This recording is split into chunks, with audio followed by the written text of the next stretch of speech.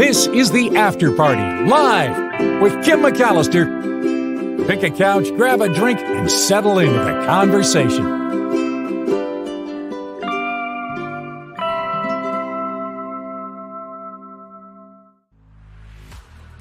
Hey everybody, just putting on a little lip gloss in between shows. Woo, I'll tell you, it's been a busy week. Thank you for tuning in to the After Party Live. Please hit the subscribe button. Please hit the like button as well. We've got Tim Sika coming up at the bottom of the hour. Well, that would be 10 minutes from now, as a matter of fact. Thank you for your patience as I transition between shows. Really, really appreciate that so much. Huge birthday coming up this weekend. Huge birthday. Wes, who consistently supports the show, having a big birthday. A little extra, he says, because tomorrow's my birthday and these shows are like a little present every day. You hit me right in the feels, Wes. I'm so glad they're little presents for you. You're a big present to me. Thank you for the $10 super sticker. Happy birthday. I don't know how to make myself small. I think maybe if I do this? No, I don't think I can do it. If I could make myself small, I'd give you the balloons behind me, but I can't do it. So in my heart, I'm giving you balloons, and happy birthday, Wes. I hope it's a really good one, a really good weekend. And I'll make sure that I write something on Facebook in honor of your birthday. Thank you for the contributions. And I hope you feel the love here today. Thank you so much for being here. Everyone, look at you guys are so sweet. I love you all. Happy birthday, Wes. Everyone writing. Happy birthday, Wes. Yay. Very cool. Thank you very much for that. And thank you everyone for showing Wes the love. All right. I have a couple of stories to get to before Tim Sika pops in. And one of them has to do with the most beautiful picture. Look at this place. Apparently, it is quite the darling of social media folks. People have been flocking here. It's called Horseshoe Bend, and it's on the Colorado River. I've never been here, but wow, isn't that beautiful? Look at that place. This is a popular national recreation area, and it's in Glen Canyon National Recreation Area.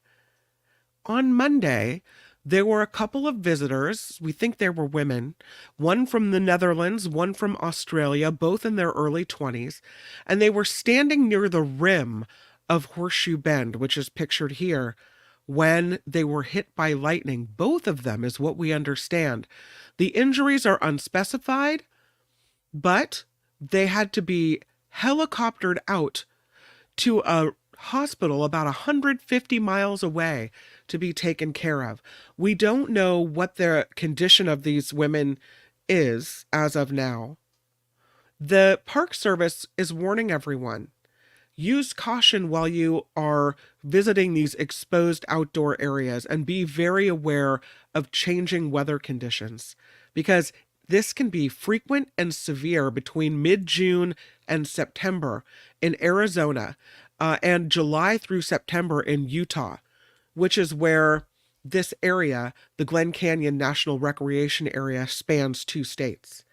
They say if you hear thunder, you're at risk of getting struck by lightning, and you should immediately seek shelter in a vehicle or in a building.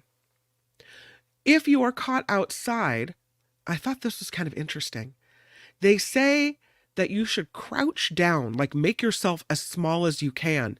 What they advise against is not necessarily something I would have done, but I guess it makes sense. Don't stretch out on the ground. They say don't lie down on the ground.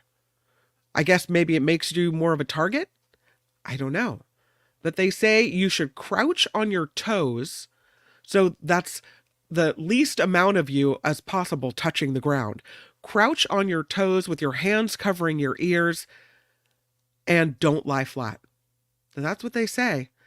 This area, Glen Canyon National Recreation Area, covers more than 1 million acres of land in Utah and Arizona. It's the same area or recreation area where that double arch collapse we were talking about last week. They think because of weather-related erosion.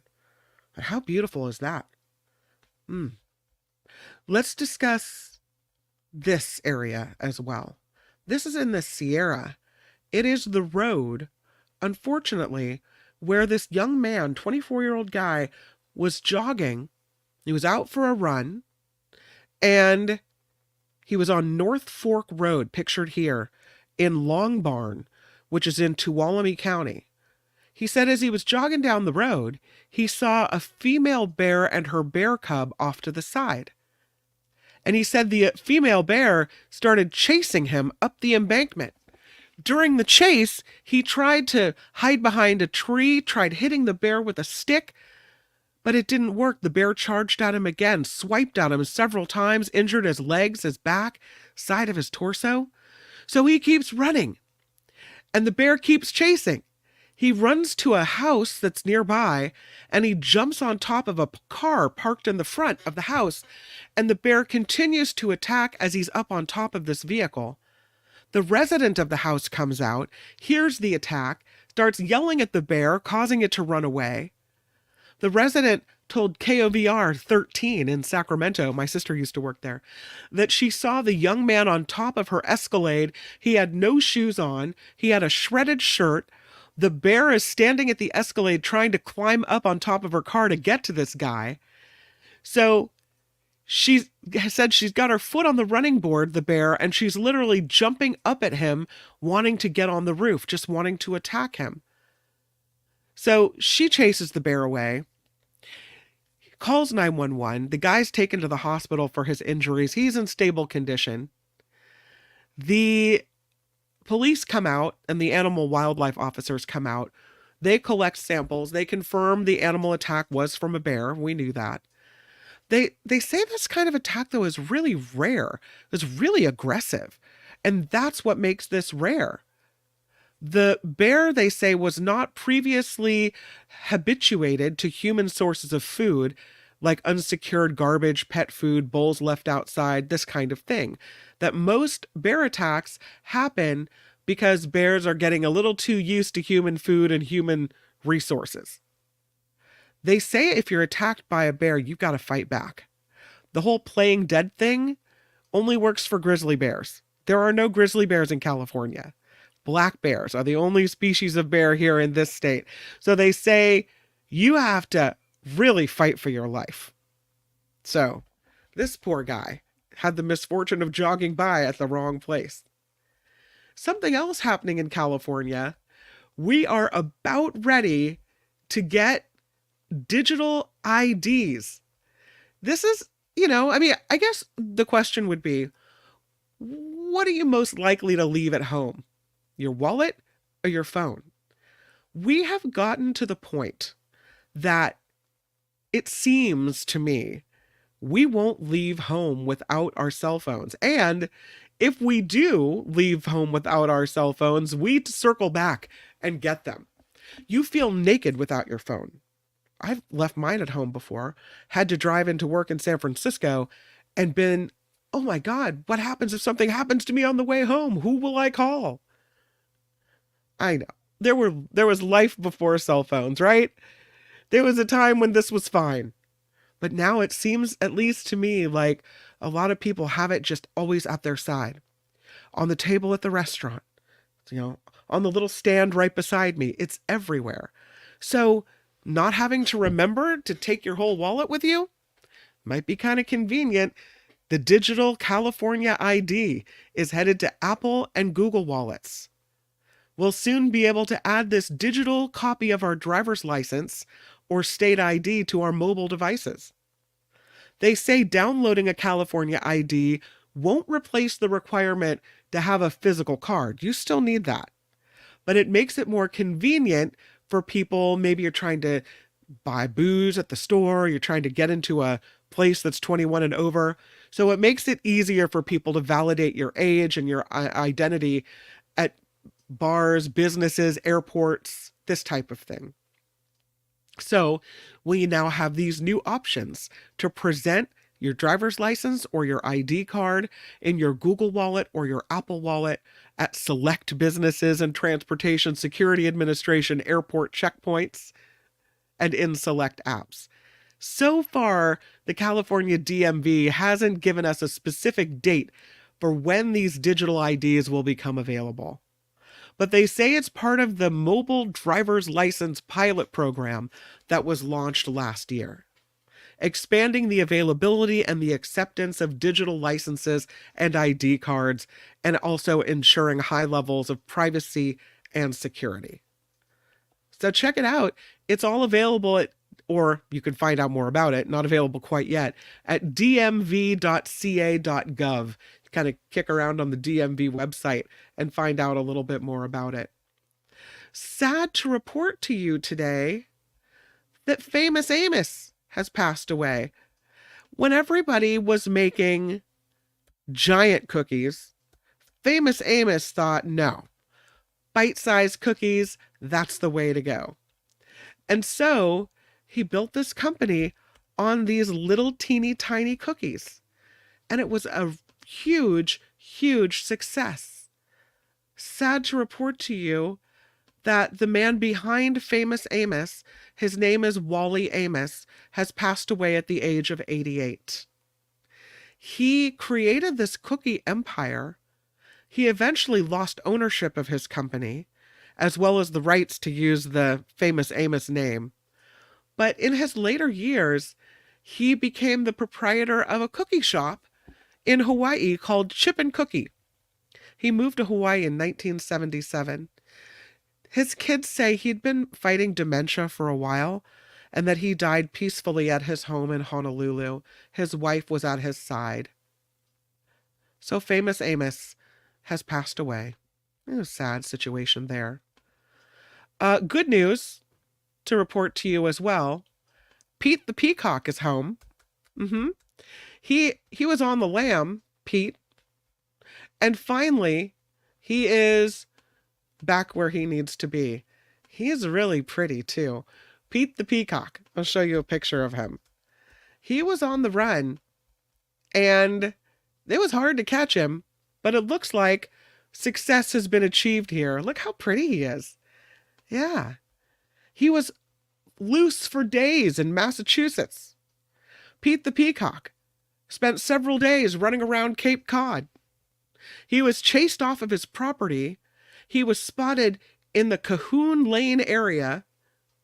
He was confused, they think, with this free-roaming peacock that the community calls Brewster, who's a little nervous around strangers.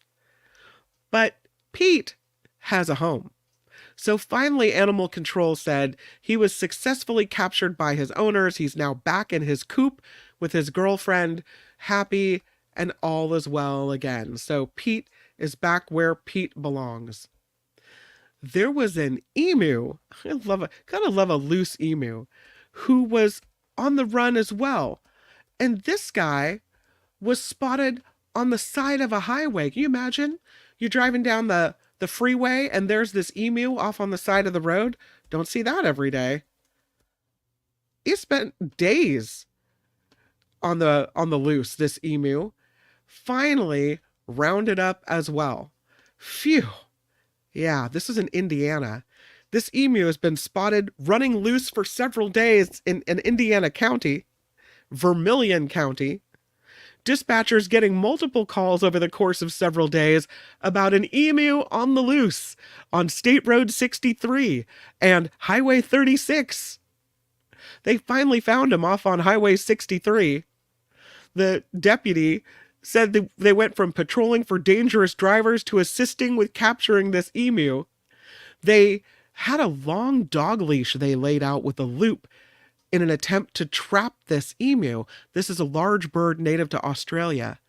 Officers kind of pushed this emu toward the lead, and to everyone's surprise, he stepped right inside the loop.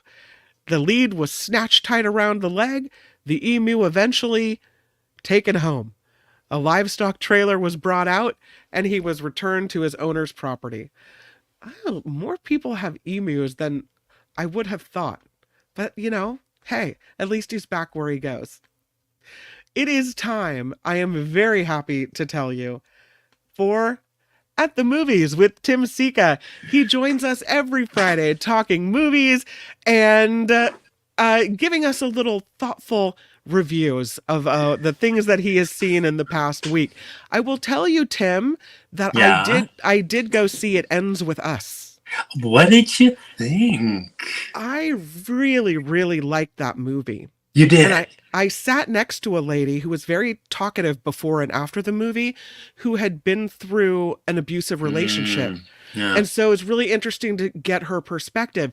What I hear, though, about this movie is that there's all kinds of, I don't know, controversy about the relationship between Blake Lively, who starred in the movie, and the man who starred opposite her, who had Really? secured the rights. Yeah, I guess they didn't get along. There's accusations that Oh, he was man. somehow abusive on the movie set.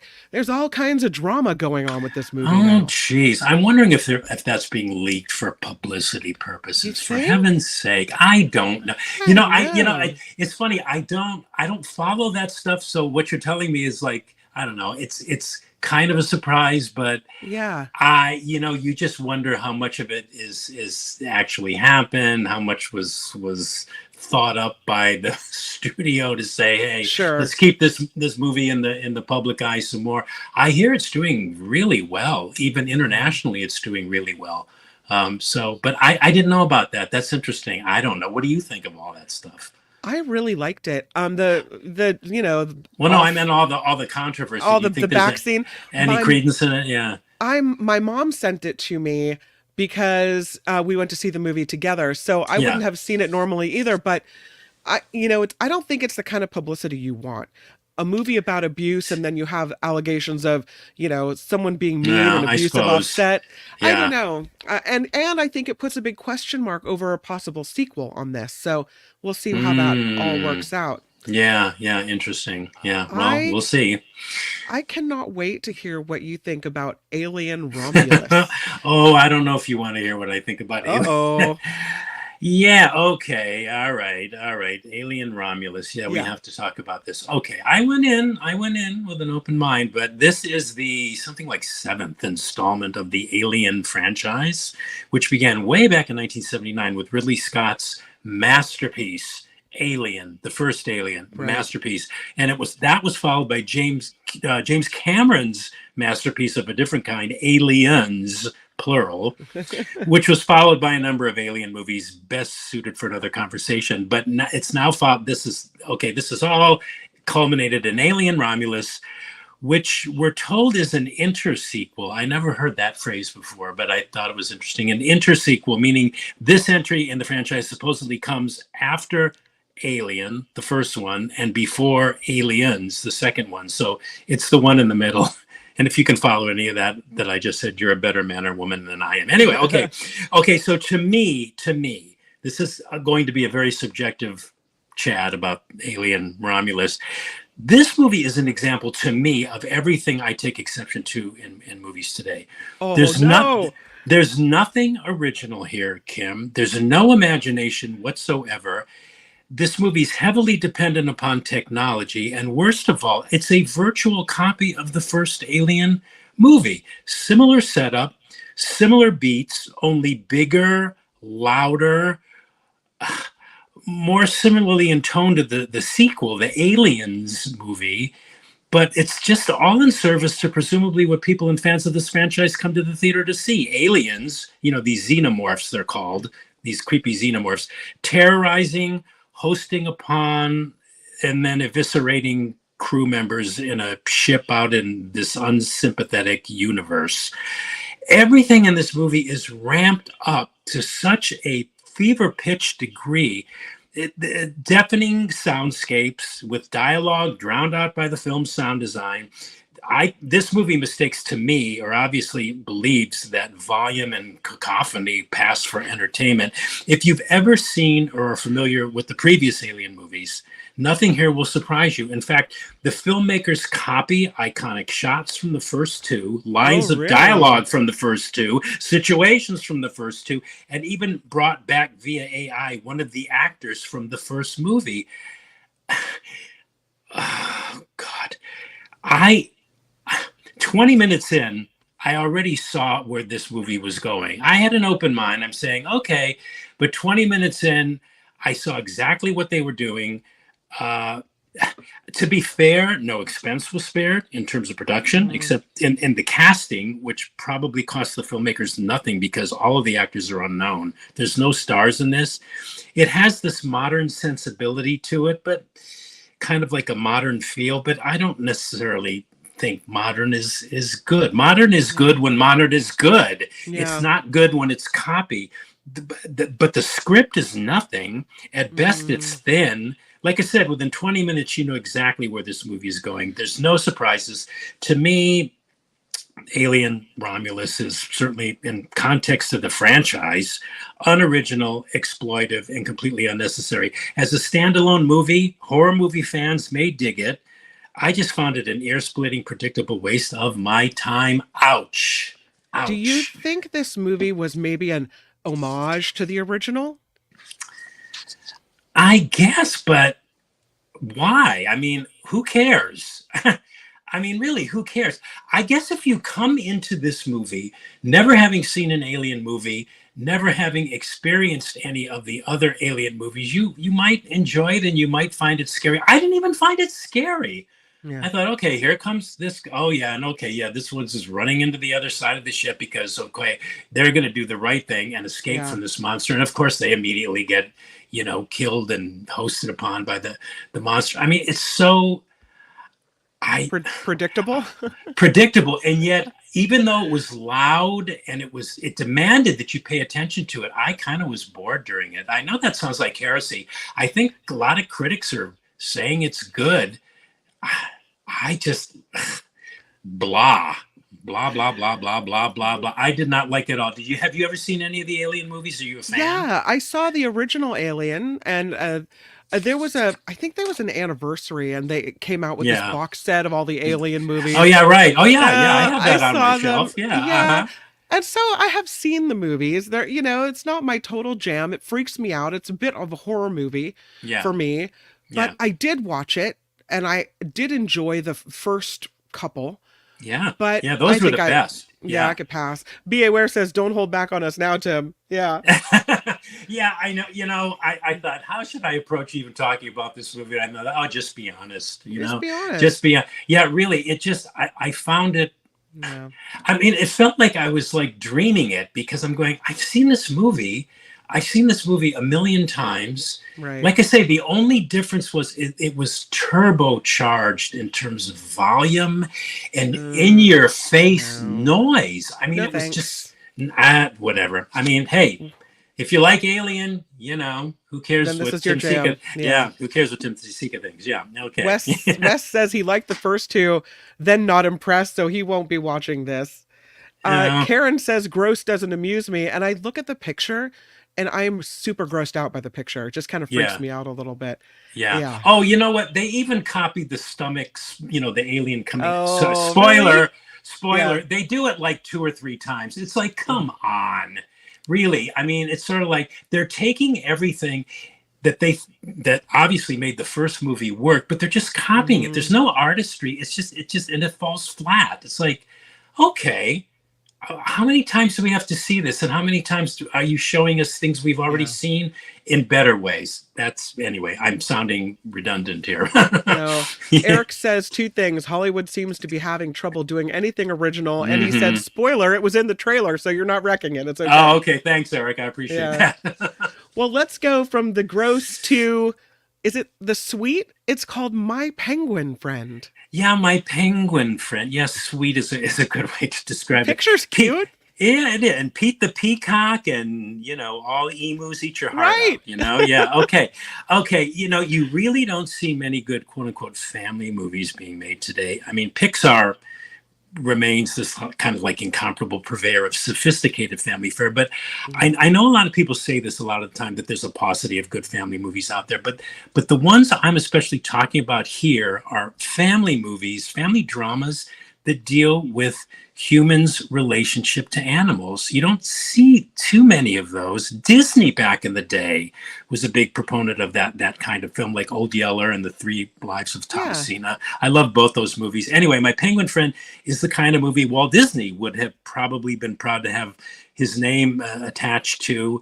I'm not too sure what that might mean in terms of today's movie marketplace, but My Penguin Friend reminds me of a 50s or early 60s Disney family picture. And I mean that as a compliment. It's inspired by a true story. This story, as told here, is based on this real Brazilian fisherman and this penguin named Din Dim, which it went viral on the internet. I looked this up too. I thought, oh my God, I missed this. The story between this fisherman and this penguin went viral on the internet in 2016. And this movie tells the story of this fisherman who rescued a penguin drifting alone in the ocean near death and covered in oil from an oil spill. So the fisherman takes care of the penguin, takes him home, and once recovered, he lets the penguin go. But what was interesting about this tale is that every year, purportedly, this penguin swam over 5,000 miles between Argentina and Brazil to stay for a time with this fisherman whose life he saved until he was off again. He would keep coming back, like he would leave, but then he would always return and always would be traveling 5,000 miles to see this guy who saved his life. And this went on for like over 8 years. And this movie too, you know, I criticized Alien Romulus for this, but somehow I'm excusing it here because I just am. This movie too is familiar stuff.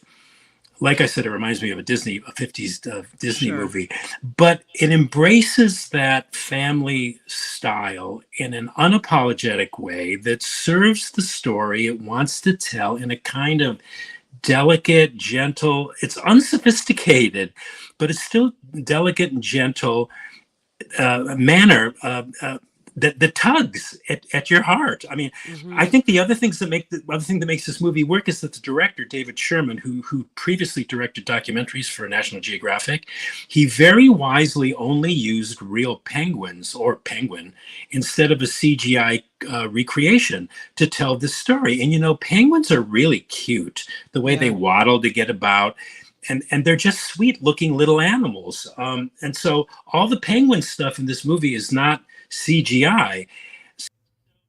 So the casting I lost you. Okay. You did? Am I there? You're back. You're back. Okay. Yeah, I'm going on. The casting is really good too. The guy in the poster there, his name is he's a French actor, Jean Reno, plays the fisherman, and he's got great presence. He's got great gravitas, which helps to balance what at times kind of threatens to veer off a little bit into the, you know, saccharine aspects of the story, which are really kind of unavoidable when you're telling a story like this. So yeah, this is a perfect movie to take your kids to see. If you have kids, say under 12, even little ones, you know, 4 or 5, 6-year-old kids, and slightly older too, I think will really like it. It goes for the emotional jugular in the same way that E.T. did. The kind of tears that you're sort of holding back, it kind of reminded me of like the end of E.T. And there are also some life lessons here to be had about unconditional love and about the human animals' connection to other animals. I enjoyed it, you know. I love it. I like the movie too. I think it's really, really good, and it's wholesome, and it's emotionally authentic. Let's put it that way. And it's in just theaters or streaming, just in theaters right now. Okay. It'll be streaming eventually, but for now, just in theaters. So yeah, good movie. Daughters. Yeah, a documentary which won the Audience Award at this year's Sundance Film Festival, and it's about this correctional facility program called A Date with Dad that brings together girls and their incarcerated fathers for a father-daughter dance that's designed to Oh, connect wow. and bond the girls with their fathers while their Mhm. fathers are still in prison. And it was directed by Natalie Ray and this woman named Angela Patton, an activist for quote unquote at risk, or as she prefers, at promise, African American girls. And what was so interesting about this movie, Kim Daughters, is how it showed the impact that this dance, which involved 10 weeks of training on the part of the incarcerated fathers, had upon not only the girls' relationship to their dads, some of whom they had never seen before, some who it's been years since they've seen. Oh, wow. Um, it showed how that this dance had an impact not only upon the girls' relationship to their dads and how it affected these girls emotionally, but upon the dads themselves. Some of them still facing many years remaining to their sentences. And of course, the movie focuses on these incarcerated men in a Washington, D.C. facility where the program was approved. So it's mostly, if not all, African American men that we're looking at here, and their daughters, and at times the mothers and the wives of these men. But what this dance, what the movie actually builds to, is this dance and its aftermath has the effect that all this has upon all of these people, and it's a very interesting Hmm. movie, and this program has proven effective. And apparently, well, it's mostly, I think the movie is mostly about, in the end, it's about the power and the effectiveness of touch. Touch visits, apparently, in prison, we're now told, are, especially since COVID, they're now severely restricted in prisons across the country, having been replaced by video visits. But where this Date with Dad program has kind of proven effective is in inculcating in these men. This was my takeaway anyway, Hmm. the notion of taking ownership and the part they obviously played in committing crimes that landed them in jail, but more than that, their responsibilities to their fathers, Wow. responsibilities as fathers Yeah. to these young girls. So it's a very, very interesting movie. I recommend it. It's called Daughters, and it dropped on Netflix Wednesday, so it's currently available. I think, having been through the whole father-daughter dance thing at my house, Mm-hmm. and this is a completely different thing, but I can imagine, I mean, these little girls did nothing wrong, right? And Yeah. so for them to get to have this experience with maybe dads that they don't know on Yeah. a day-to-day basis Yeah. is incredible. And I can Yeah. imagine that for the men, having this experience may give Yeah. them something to hope for, Yeah. right? Yeah, there's yes, definitely. There's some Yeah. of that came as a result of this. But yeah, the power of the film is, yeah, how it shows. And again, Yeah. there's a number of men. I think there were like 15 that were qualified, or that were that made the cut to be eligible. I wished that they had shown more of the 10-week program that the men had to undergo before. It was almost like a coaching program, Mhm. about expectation and anger and them managing their emotions and stuff like that. I Wow. would have liked to have seen more of that, but I mean, they were trying to obviously keep the movie down to a manageable running Sure. length. But yeah, Interesting. yeah, and it's very emotional movie. Really good one too. Let's talk about Close to You. Yeah, speaking of emotion, this is a Mm. drama. It's a trans drama and a very, very emotional drama, but also a very non manipulative one, in that the emotion of this movie, it's very, very strongly emotional, comes Mhm. straight out of character and situation. Written and directed by Dominic Savage, and it only just this morning dawned on me. I don't know if this is going to mean anything to anybody listening, but it did to me, that this is the same Dominic Savage who played the young Lord Bullingdon in Stanley Kubrick's Barry Lyndon. So that was a nice surprise that turned me kind of sideways in a good way. But yeah, so the plot of Close to You involves this character Sam, played by Elliot Page, who hadn't been home for like 4 years since his transition from female to male, and it's his father's birthday, right? So Mhm. that's the impetus for him to return home and face the family after having gone through this coming of age situation and all the awkwardness and uncomfortableness of the family reactions that ensue, once he insinuates himself back into the family. So Elliot Page is superb in this, obviously playing a character that came out of his own real life experience of transitioning from female to male. And yeah, transsexuality is front and center here. And normally I tend to dislike movies where a character's sexuality is so much of the plot. Right. Where anything gender related is the plot. Those movies tend to be preachy and chastising, and they kind of make you think you're not doing enough as a compassionate human, blah, blah, blah, blah, blah. But this one was especially effective in that it managed to make transsexuality very much a part of the plot while simultaneously emphasizing its humanity and presenting it as a human condition, the human condition that it really is when you strip it of labels and all that and our preconceived notions of what that means, and a condition that once brought about, at least in the instance of this particular story, grounds the character more to the person that they see themselves as. It was very skillful in that regard, allowing for deep empathy in the viewer, especially I would think viewers who say have never had any of this as part of their own experience. Page is superb, obviously playing a character that sprung so much of his real life experience, or out of his real life experience of transitioning from female to male. It's kind of meta that way. But that meta-ness works in favor of the story that they're trying to tell here. Casting Page, who's also one of the film's producers, was inspired, and I would bet it was a movie that he felt he needed to make as part of his own transition experience. So yeah, close to you. It's a tremendously and highly emotional movie, very emotional. It doesn't really let up on that, but you never feel manipulated. It's tender, it's sympathetic, it's empathetic, and I can't overemphasize that word, empathetic. It's sensitively directed.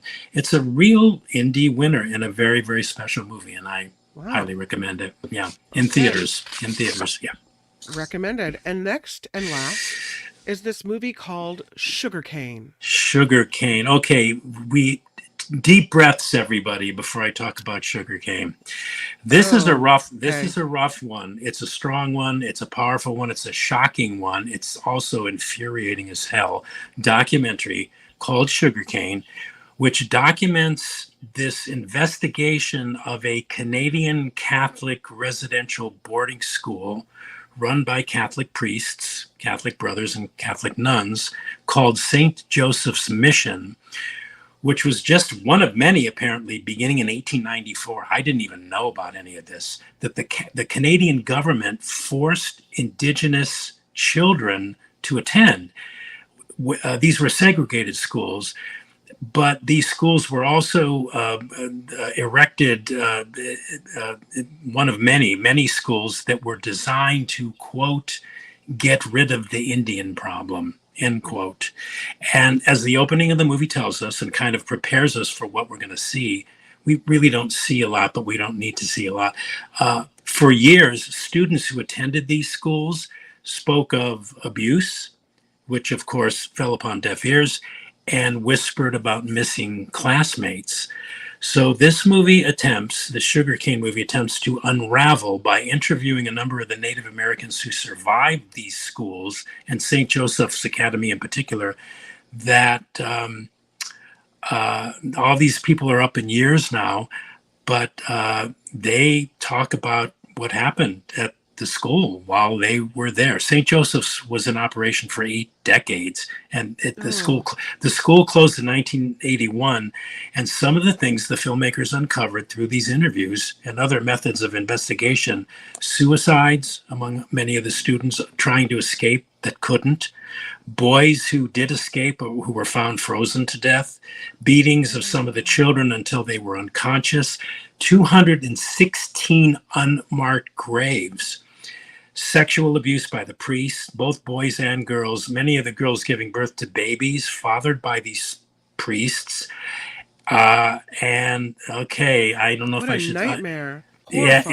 And also evidence that the nuns, following the priest's orders, throwing these newborn babies into the school's incinerator. Oh. So there'd be you couldn't address, you'd never had to, nobody would know about the babies, and nobody would know about the abuse. So it's kind of an obscene, horrifying, and heartbreaking movie. And it's another reminder of, an example of our mistreatment of the Native American peoples and tribes, who I don't need to remind anybody were here first. It's horrifying. And yeah, awful. it's very, very horrible. It's about the atrocities that were inflicted upon these Native American kids at the hands of the Catholic priests and nuns of the St. Joseph Mission Residential Boarding School in Canada, British Columbia, I think it was. So. It's really it's a strong movie. It's a great documentary. I think it is a must see. It won the Grand Jury Prize for documentary feature at this year's Sundance, and I think is destined, I should think, to get an Oscar nomination in the documentary feature category this year. Yeah, apparently know what you're going into, because that's not a bubblegum movie. That's no, it's you not. Need to know about this topic. You need to know about it. Yeah. Fortunately, nothing is shown because this happened years ago, but it's a beautifully made film, a very, very tastefully made film, and I think it's a film that they needed to make because this stuff has to come out. Apparently, I found out there were, I have it written here. There were 139 federally funded schools like this one in Canada, and there were 408 in the United States. When we're told the last one closed, I think in 1997. So they've been in operation a long time, and God knows, what we're never going to find out about what happened at some of these schools, and it's about unchecked religiosity too, religious fervor and fanaticism, and the dangers of these kind of behaviors.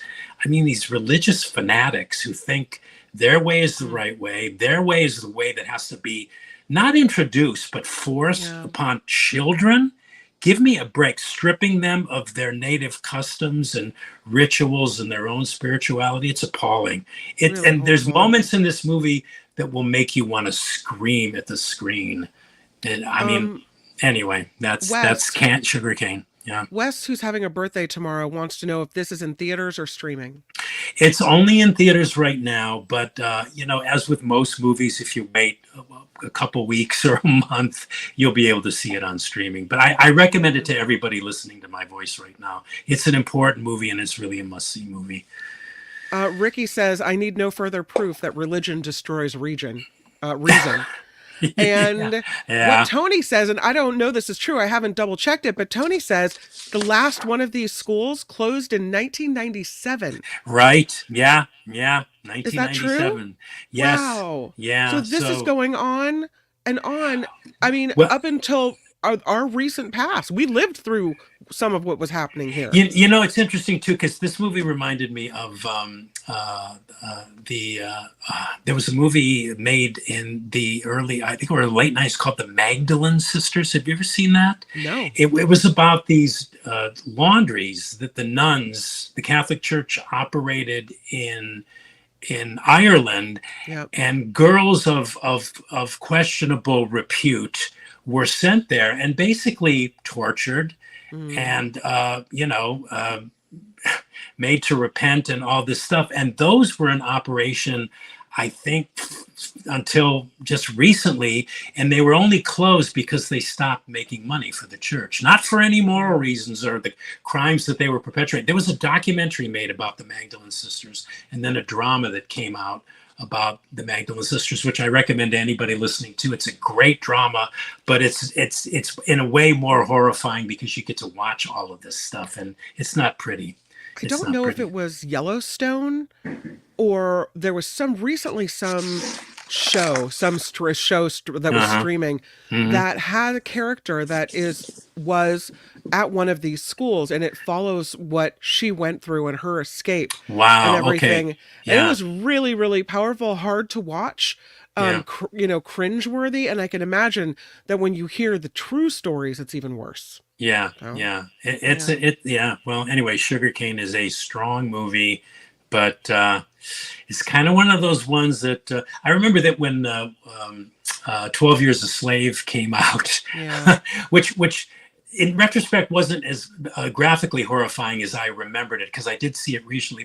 But I remember, people were saying, well, that's what you would call an eat your peas movie, one that's good for you, but maybe one that wasn't all too pleasant to watch. But I'll tell you, you watch this sugarcane movie, it stays with you forever. Wow. I saw this movie a couple of weeks ago. I'm still thinking about it. Wes says the show I'm talking about was a prequel to Yellowstone called 1893. Oh yeah, 1893. Yeah, Mm-hmm. yeah. Another one for the list. I'm trying to get through Mr. and Mrs. Smith right now. It's it's a Amazon Prime. Are you liking it? I am liking it a lot. Oh, Okay. it's very different. Yeah. Okay. Yeah. Have you Nice. seen any of it? I think I tried to watch the first episode and I backed out. So I'll have to give it another try now that I know that you like it. Well, I can see why you backed out, because the ending of that was pretty kind of like, kind of shocking. Yeah, I don't know. Yeah. Well, it gets weirder. Yeah. So anyway. Let's recap so we can get this picture off the screen. Alien Romulus, you said get it off the screen. You said nothing original, no imagination, just bigger and louder. Yes. You said completely unnecessary, and I will quote, a waste of time. Sorry, folks. Yeah. My friend the Penguin, you love this family movie. You said it reminds you of the old Disney movies like Old Yeller. You called it a wholesome, good movie. Yeah. And I have it on my Tim Sika list now.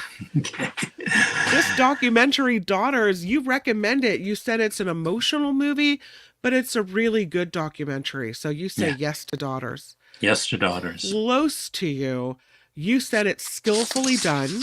You said Elliot Page is superb in this, and it is highly recommended by you. You said it's an indie winner, and it's a yes. Yes. And finally, the one we just spoke of, Sugarcane, you said this is a strong, great documentary. Despite its very disturbing subject matter, you said it's a must-see and that you recommend this movie. I'm impressed you can even remember half of what I blabber on about. Taking my notes. Always worth it. Always such a great time to talk to you. I have so many good ideas moving forward about the things I want to see. My friend the Penguin is at the top of my list, and I know all the other things are important, but kind of like one of our listeners said, Ricky Aubert, he said, you know what?